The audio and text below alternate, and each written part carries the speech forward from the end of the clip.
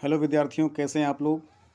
Class 10th के बच्चों, आज हम लोग मॉडल पेपर सेकंड लेकर आए हैं इंग्लिश से रिलेटेड। जैसा कि हम लोग मॉडल पेपर फर्स्ट देख चुके हैं, काफ़ी अच्छा रिस्पांस रहा आप लोगों का।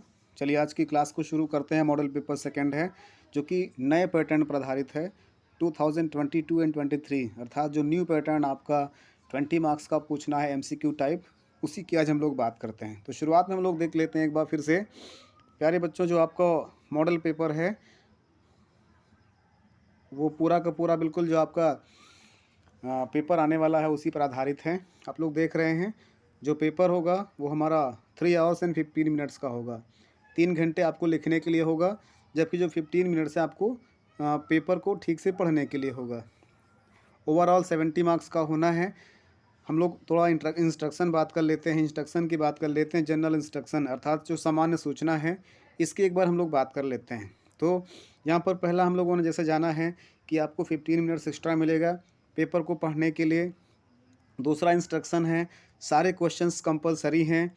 तीसरा इंस्ट्रक्शन है कि इस क्वेश्चन पेपर को 2 पार्ट में, सेक्शन ए और सेक्शन बी, 2 पार्ट में डिवाइड किया गया है।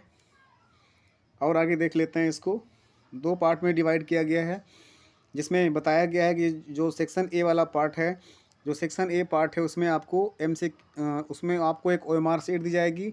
उस OMR शीट में ही आपको 20 क्वेश्चन होंगे, उन 20 क्वेश्चन का आंसर देना होगा। और जो सेक्शन बी वाला पार्ट है, सेक्शन बी वाले पार्ट के लिए आपको कॉपी मिलेगी जिसमें आपको डिस्क्रिप्टिव आंसर देना होगा। ठीक है ना। तो इस प्रकार से, और लास्ट में दिया गया है कि जो क्वेश्चन होगा उस क्वेश्चन के सामने वो क्वेश्चन कितने नंबर का है वो भी सामने दिया रहेगा। चलिए हम लोग शुरू करते हैं। पहले सामने आप लोग देख सकते हैं, ये हम लोग पार्ट ए की शुरुआत करते हैं, जो पार्ट ए हमारा है। ठीक है ना। चलिए पार्ट ए हम जिसे बता चुके हैं कि ये 20 मार्क्स का होना है, तो आज की क्लास में हम 20 मार्क्स को लेने का प्रयास करेंगे।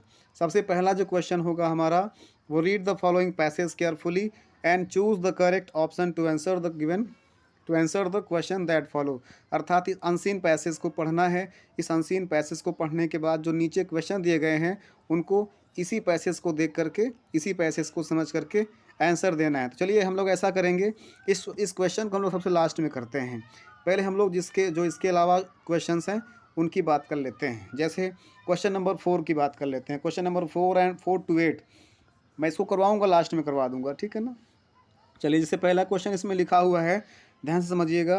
पहला क्वेश्चन लिखा हुआ है, choose the correct option to answer the following. ध्यान से समझना है। ये I space him a cycle on his birthday, मैंने उसे उसके बर्थडे में एक साइकिल दिया अर्थात पास्ट इंडेफिनिट टेंस, तो हो जाएगा क्या, गेव। तो पूरा मिलाकर क्या हो जाएगा, I gave him a cycle on his birthday. याद रखिएगा 1 नंबर का है। आई गेव हिम, यहाँ पर क्या हो जाएगा, गेव हो जाएगा, GAVE, गेव। गेव मीन्स दिया, तो I gave him a cycle on his birthday. ठीक है, वेरी गुड। क्वेश्चन नंबर 5 देखिएगा, Sita sings very bad, she is a, sorry bad नहीं, गुड है। Sita sings very good, Sita बहुत अच्छा गाती है। शी इज़ अ, जो अच्छा गाता है अर्थात गाने वाले को क्या बोलते हैं, सिंगर बोलते हैं। तो Sita sings very good, she is a singer, तो option number A is right answer. उसी प्रकार से 6 नंबर का क्वेश्चन देखिए, ध्यान से पढ़ना है। क्वेश्चन नंबर 6 कहता है, इन studies he is, in games and good both. चलिए ये जो वर्ड लिखा है इसको आपको रीऑर्डर क्रम में करना है, इसको आपको रीऑर्डर करना है, सही क्रम में करना है। तो इसी पहला लिखा हुआ है, he is both good in studies and in games, नहीं ये नहीं लग रहा है। He is both good in and, ये भी नहीं सही है। C number, he is good in both studies and games.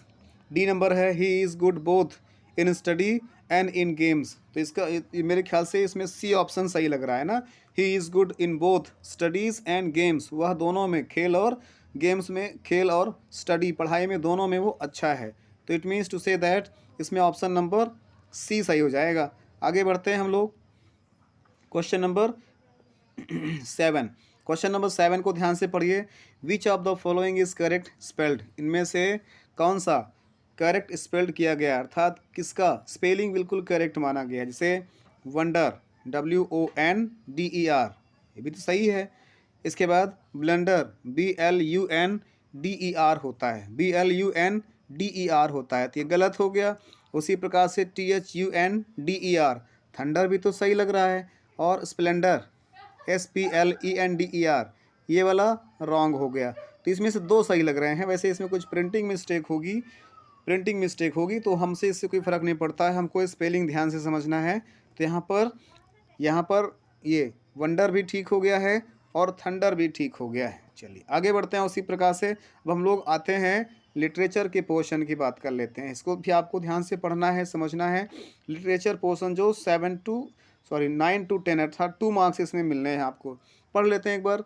Question कह रहा है read the passage given below, choose the correct option to answer the questions that follow. अर्थात जो नीचे एक पैसेज दिया गया है, इस पैसेज को आपको ध्यान से पढ़ना है और इस पैसेज से रिलेटेड आपको आंसर देना होगा। क्लियर? जैसे अभी आप लोग अनसीन पैसेज किए थे, अनसीन पैसेज से 3 मार्क्स का था, उसी प्रकार से आपकी बुक से, प्रोज बुक से एक अनसीन एक पैसेज रहेगा, सीइंग और रीडिंग पैसेज, अर्थात जिसको आपने पढ़ा होगा ऑलरेडी, वो दिया रहेगा और उससे रिलेटेड आपको आंसर देना होगा। तो पहले इसको हम लोग पढ़ लेते हैं, ध्यान से पढ़िएगा इसको। It is really getting bad now, exclaim दो मैन। उस आदमी ने एक्सक्लेम किया, उस आदमी ने आश्चर्यचकित होकर के कहा, it is really getting bad now, और वास्तव में बहुत बुरा हो रहा है। I hope it passes quickly, मुझे आशा है कि ये जल्दी ही गुजर जाएगा। It did not pass quickly, लेकिन जल्दी से यह जो मौसम था, जो बारिश थी, नहीं रुकती है। For an hours the rain held on the house, और घंटों घंटों तक बारिश पूरे घर के आसपास होती रही। द गार्डन के आसपास होती रही, हिल साइड होती रही, कॉर्नफील्ड में होती रही, ऑन द होल वैली, संपूर्ण घाटी में। तो घर के आसपास बारिश होती रही, गार्डन में होती रही, हिल साइड पहाड़ी में होती रही, कॉर्नफील्ड खेत में होती रही, और संपूर्ण वैली में, संपूर्ण घाटी में बारिश लगातार रूप से होती रही। द फील्ड वाज वाइट, इस प्रकार से जो खेत था पूरा सफ़ेद हो गया था, नमक का ढेर जैसा। इट कवर्ड विथ साल्ट, ऐसा लग रहा था जैसे नमक से ढक गया हो। Not a leaf remain on the tree, और पेड़ पर एक भी पत्तियां नहीं बची थी। The corn was totally destroyed, फसल पूर्ण रूप से नष्ट हो गई थी। The flowers were gone from the plants, और जो फूल थे वो पूरे के पूरे पौधों से झड़ गए थे, गिर गए थे।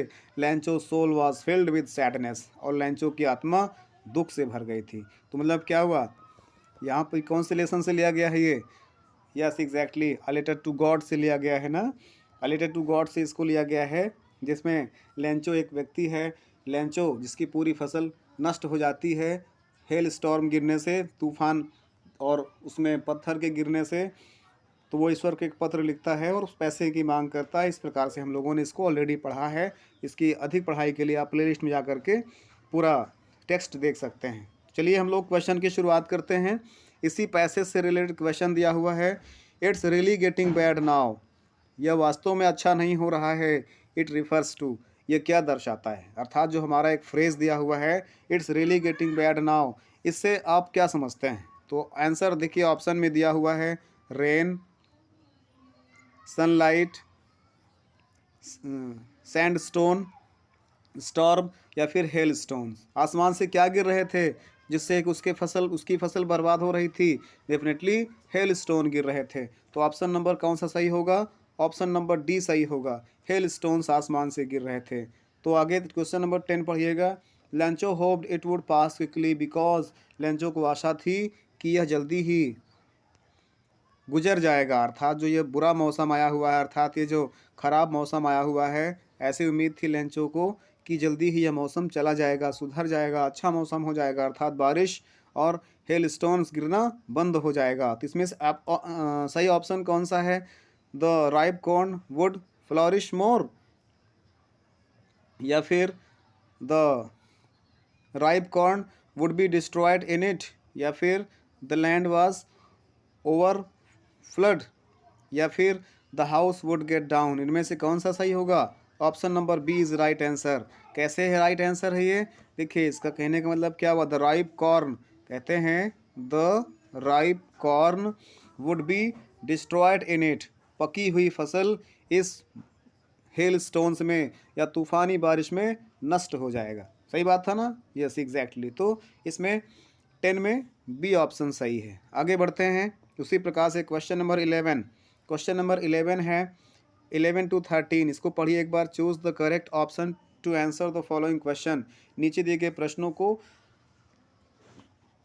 आंसर देना है, अर्थात उनको करेक्ट करना है। चलिए, तो क्वेश्चन नंबर 11 है, what did लैंचो think of the post office employees. Post office employees के बारे में लैंचो क्या सोचता है? पोस्ट ऑफिस एम्प्लॉयज़ के बारे में लैंचो क्या सोचता है? A bunch of crooks, rude, unhelpful या फिर प्राउड। क्या महसूस करता है? बेईमानों का समूह समझता है, रूड समझता है, भद्र समझता है, या फिर अन अनहेल्पफुल या फिर बिना जो हेल्प ना करने वाला है वो समझता है, या फिर प्राउड समझता है, घमंडी समझता है? क्या समझता है? डेफिनेटली जिसने इस लेसन को पढ़ा होगा उसने ये वाला ऑप्शन टिक किया होगा, बंच ऑफ क्रूक्स। तो लैंचो जो पोस्ट ऑफिस एम्प्लॉयज़ थे उन्हें बंच ऑफ क्रूक्स समझता है। क्या समझता है? बंच ऑफ क्रूक्स समझता है। तो अभी आपसे मैं लास्ट में पूछूंगा कि आप लोगों ने कितने सही जवाब दिए हैं, कितने क्वेश्चन के सही जवाब दिए हैं, आप लोग देने का प्रयास करिएगा, ठीक है ना। चलिए, इसी प्रकार से रोज़ हम 6:30 बजे आते रहेंगे।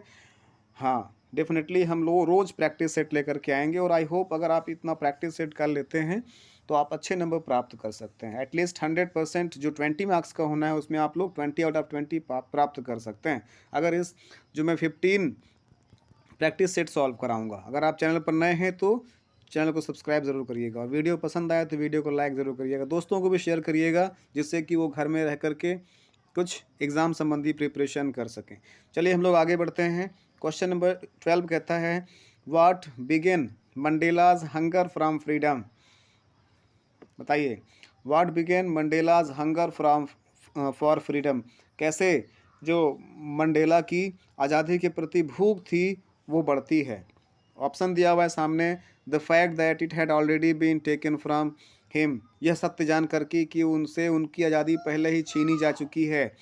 इसके बाद अगला है बी नंबर, कहता है हिज ओब्लाइजेशन टूवर्ड पीपल, लोगों के प्रति उनका ओब्लाइजेशन, लोगों के प्रति उनका दायित्व, या फिर हिज ओब्लाइजेशन टूवर्ड फैमिली, परिवार के प्रति उनका दायित्व, या फिर he was born to fight, वो जन्म लिए थे लड़ाई करने के लिए, संघर्ष करने के लिए। तो उसमें से जो राइट आंसर हो जाएगा स्टूडेंट्स, ये वाला हो जाएगा, A number is correct answer. The fact that he had already been taken from him, जब उनको यह फैक्ट मालूम चलता है कि उनकी आज़ादी तो पहले से छीनी जा चुकी है, तो इस प्रकार से उनको उनके अंदर फ्रीडम के लिए हंगर बढ़ती जाती है, अर्थात अपने लोगों को आज़ाद करने की भूख बढ़ती जाती है।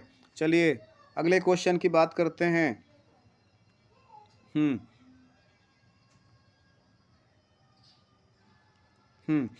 क्वेश्चन नंबर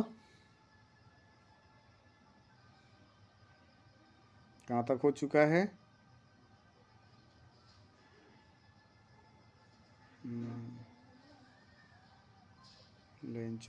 हाँ, ये क्वेश्चन नंबर 13 करते हैं हम लोग। चलिए क्वेश्चन नंबर 13 को ध्यान से समझना है।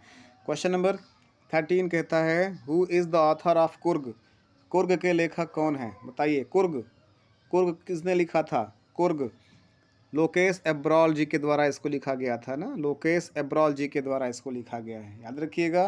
Coorg the glimpse of India से है ना, द ग्लिम्स ऑफ इंडिया के 3 पार्ट्स में डिवाइड किया गया था ना। एक तो हो गया बेकर फ्रॉम गोवा, एक हो गया कुर्ग, और एक हो गया था हमारा टी फ्रॉम असम। तीनों के अपने अलग अलग राइटर हैं ना। चलिए उसको आप लोग एक बार प्रैक्टिस कर लीजिएगा। हम लोग आगे बढ़ते हैं, हम लोग आते हैं क्वेश्चन नंबर 14 और 15 की बात करते हैं। तो क्वेश्चन क्या लिखा हुआ है इसमें, इसको ध्यान से पढ़िएगा। Read the following extract and choose the correct option to answer the following question. इसमें ये स्टेंजा दिया हुआ है, इसको आपको ध्यान से पढ़ना है। He hears the lost voice at night, the patrolling cars, and stares with his brilliant eyes at the brilliant stars. चलिए, तो इसको आपको पहले ये बताना है, इसको पहले समझना है, बाद में फिर हम लोग बात करेंगे। वो तो क्वेश्चन पूछेगा ही ना, कौन से लेसन से इसको लिया गया है, इसके पोएट कौन है, ठीक है ना। चलिए पहले हम लोग इसको देख लेते हैं। ही, यहाँ पर टाइगर की बात की गई है। He hears the last voice at night, वह रात्रि में अंतिम आवाज़ को सुनता है। The patrolling cars, patrolling car अर्थात रात में वो केवल पेट्रोल करती हुई अर्थात पेट्रोलिंग करती हुई, गश्त लगाती हुई कारों की आवाज़ को सुनता है। और क्या सुनता है? The end street with his brilliant eyes, stairs with his brilliant eyes, और स्टेयर करता है, देखता रहता है अपनी चमकदार आँखों के साथ। कहाँ पर? एट द ब्राइट स्टार्स, चमकदार तारों की तरफ। और अपनी चमकदार आँखों से वो तारों की तरफ, चमकदार तारों की तरफ देखता रहता है। किस में से लिया गया है ये? टाइगर इन द जू से लिया गया है। किस में से लिया गया है? A tiger in the zoo. Poem का नाम है a tiger in the zoo, और इसके पोएट कौन है? यस, लेस्ली नॉरिस हैं इसके पोएट। चलिए भी देखते हैं, क्वेश्चन इसमें ज़रूर आएगा इससे रिलेटेड। चलिए आगे चलिए, क्वेश्चन देख लेते हैं इससे रिलेटेड।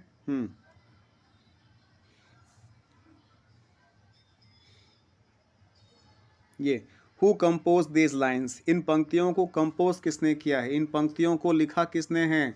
आ गया ना? किसने लिखा था? अभी मैंने बताया था। यस, लेस्ली नॉरिस जी ने इसको लिखा था। लेस्ली नॉरिस जी ने the tiger in the zoo लिखा था। अगला क्वेश्चन है 15 नंबर, देखिएगा।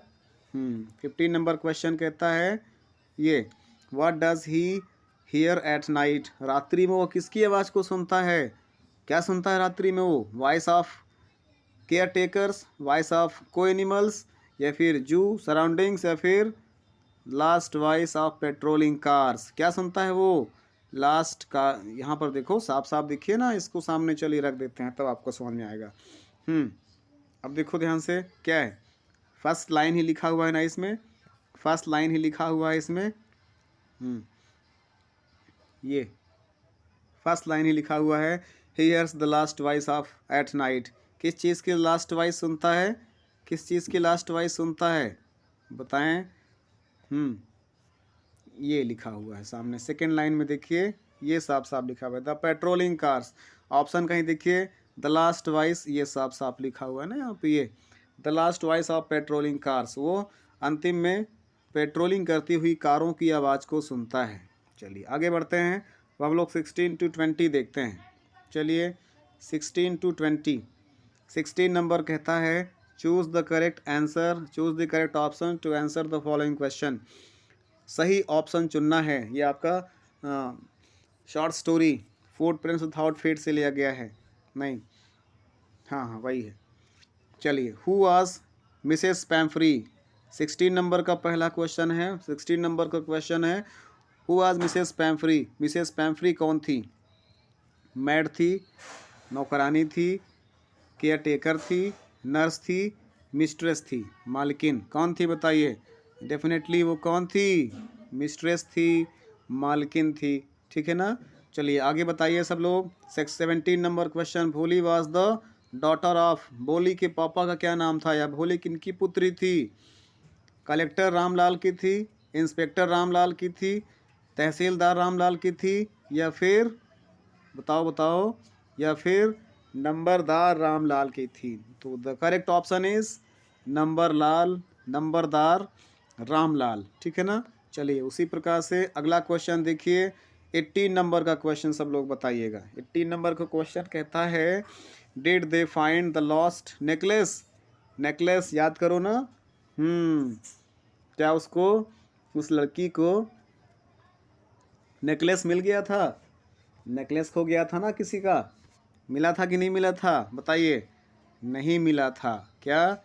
नहीं मिला था उसका। इसीलिए तब क्या होता है, उसने जब उसने अपनी वो जो अपनी फ्रेंड से लाई थी ना नेकलेस लेकर के, अपने हस्बैंड के जो ऑफिस में पार्टी थी, मिनिस्टर के यहाँ पार्टी थी, वहाँ गए थे, वहीं पर खो गया था। पढ़ें आप लोग, अधिक जानकारी के लिए आप लोग प्लेलिस्ट में जा कर के उस लेसन को स्टडी कर सकते हैं ना।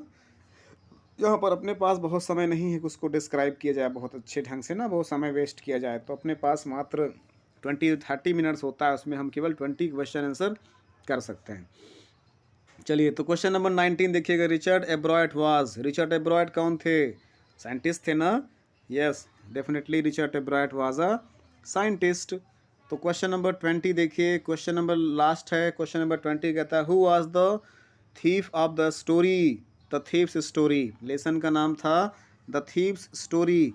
द थीव्स स्टोरी के चोर कौन था? उनमें से चोर कौन था बताइए? हरी सिंह था क्या? डेफिनेटली हरी सिंह था। कौन था?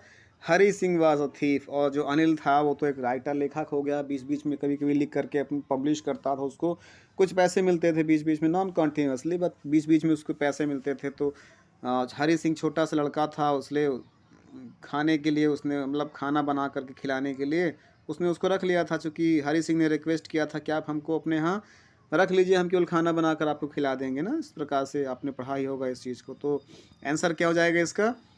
हरी सिंह हो जाएगा ना, जो नाम बदल बदल करके अलग अलग सिटीज़ में पहुंच जाता था, वहाँ से चोरी करके भाग आता था ना। चलो, इसको पढ़ा होगा आप लोगों ने, नहीं पढ़ा होगा तो इसको पढ़िएगा आप लोग।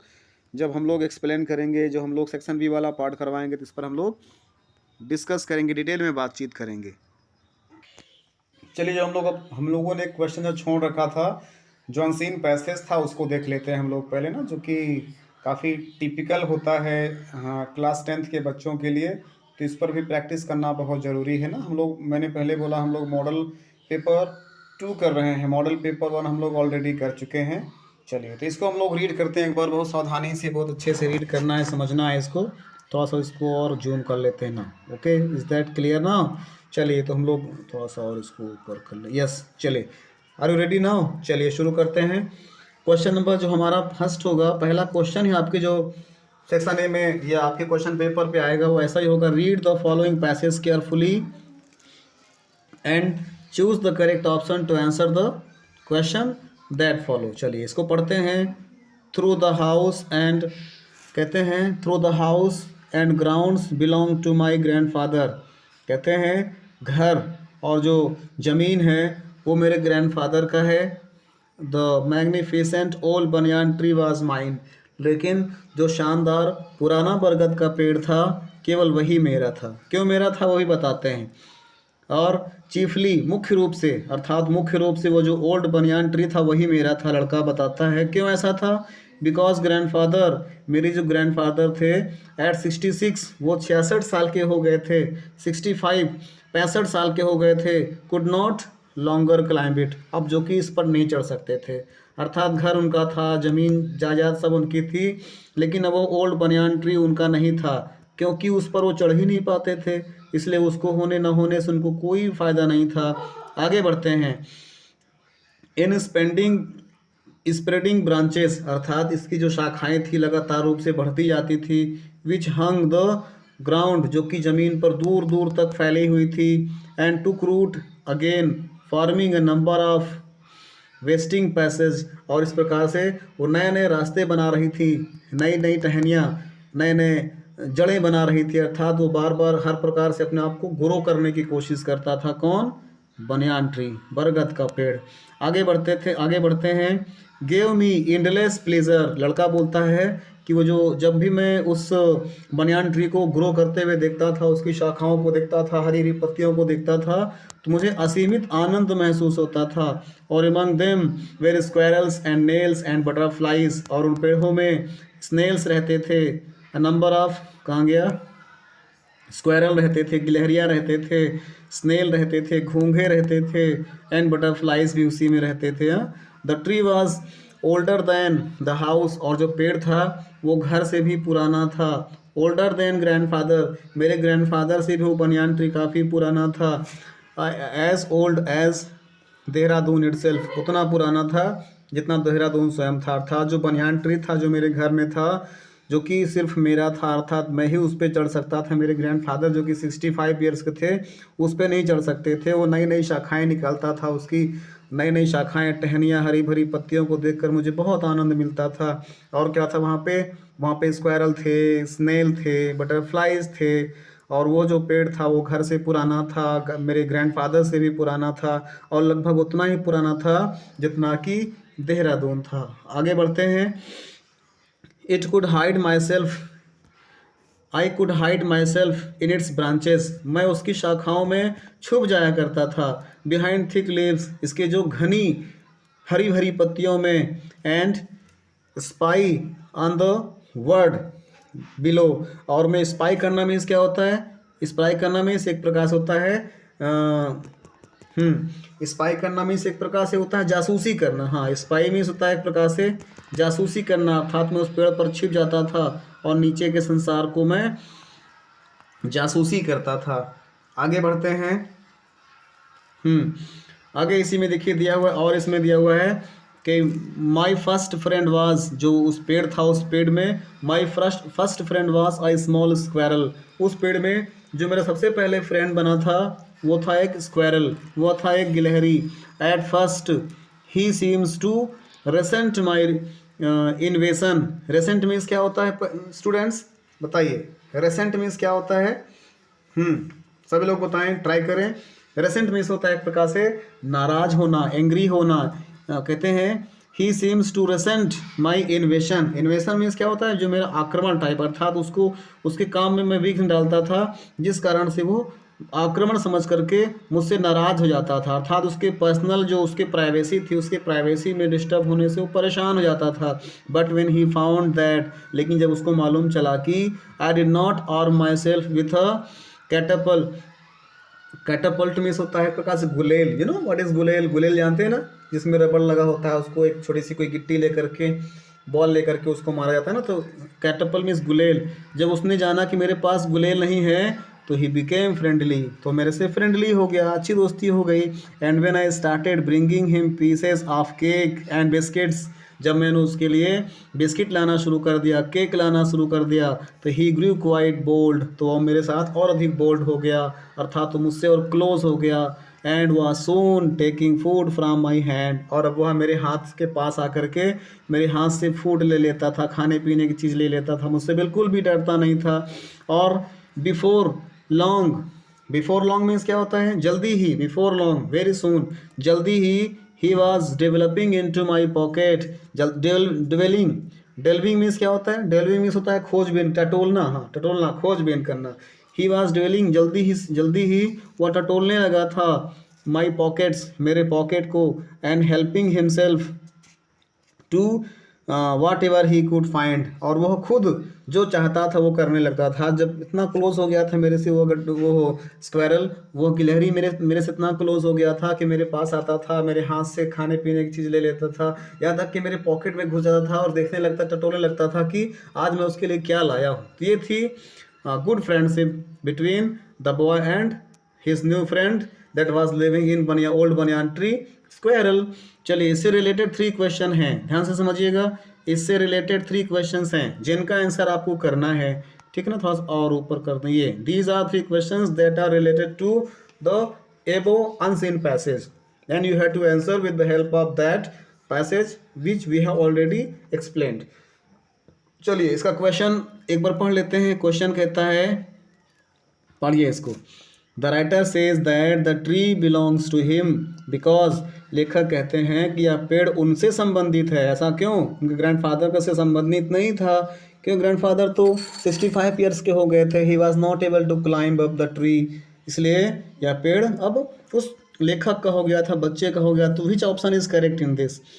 His grandfather had gift it to him, उसके ग्रैंडफादर ने उसे गिफ्ट के रूप में दे दिया था। या फिर दूसरा है his grandfather was too old to climb it, या फिर he was very fond of, या फिर his friend the squirrel lived in it. नहीं, तो एक्चुअल में B option is correct. His grandfather was too old to climb it, उसके grandfather इतने बूढ़े हो गए थे कि उसमें चढ़ नहीं सकते थे। एग्जैक्टली क्लियर है। तो क्वेश्चन नंबर 2 की बात कर लेते हैं। द ट्री वॉज, ट्री कैसा था? As old as grandfather, as old as the house, as old as Dehradun, या फिर कुछ और? क्या which option is correct? Yes, exactly C number is correct answer. ये एज ओल्ड एज देहरादून, आपको अनसीन पैसेज को पढ़ना था, उसमें से कर लेंगे आप लोग, हम लोग बात कर चुके हैं। क्वेश्चन नंबर 3 की बात कर लेते हैं। क्वेश्चन नंबर 3 कहता है the writer could hide himself the trees because, लेखक अपने आप को पेड़ के अंदर छिपा लेता था। क्यों? क्यों छिपा लेता था? It was old, it had branches with thick green leaves, he was small, there were many creatures on the tree. Which option is correct? Yes, बहुत से लोग जवाब देंगे, और आप लोग को जवाब देना ही है, जो आपको आते हैं उससे संबंधी आपको जवाब देना है। This answer is correct. It had branches with thick green leaves, इसकी जो शाखाएं थी, इसमें जो टहनियाँ थी काफ़ी घनी थी, और हरी हरी पत्तियाँ थी, जिसमें बच्चा छिप जाता था चढ़ करके, और नीचे के अंदर, नीचे ज़मीन पर होने वाले कामों की जासूसी करता था। तो डियर स्टूडेंट्स, ये थे 20 मोस्ट इम्पोर्टेंट क्वेश्चन आंसर, जिसका आंसर अभी हम लोगों ने किया है। मिलते हैं एक नए मॉडल पेपर के साथ, तब तक के लिए thanks for watching the video. जय हिंद, वंदे मातरम।